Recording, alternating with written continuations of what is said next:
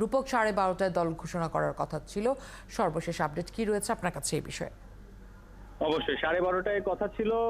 কমপক্ষে 200-250 মিডিয়া কর্মীও এসেছেন বিভিন্ন জায়গা থেকে, কিন্তু কোনো এক কারণে আসলে সেটা বিসিবি ডিসক্লোজ করছে না, তারা সময়টা পেছাচ্ছে এবং এখন পর্যন্ত আসলে সেই প্রেস কনফারেন্স রুমেই সাংবাদিকদের ঢুকতে দেয়া হয়নি।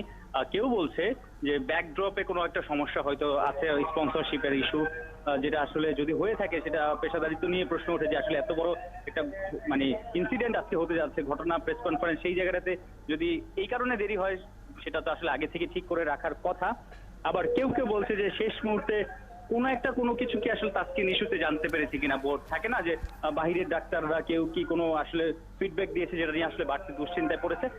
এক একজন এক এক রকম কথা বলছে, তবে 12:30টায় দল দেওয়ার কথা, এখন 1টা বেজে গেছে। সেটা কতক্ষণ পর ঢুকতে দেওয়া হবে, কতক্ষণ পর আসলে মিডিয়া কর্মীদের কতক্ষণ পর প্রেস কনফারেন্স ঢুকতে দেওয়া হবে, কখন নির্বাচকরা এসে দল ঘোষণা করবে, সেই নাটকীয়তা কিন্তু আসলে থেকে যাচ্ছে এবং বলা মুশকিল যে কতক্ষণ পর দল ঘোষণা হবে। তবে সেক্ষেত্রে দল ঘোষণার সাথে যারা সম্পৃক্ত তারা সবাই কি চলে এসেছেন?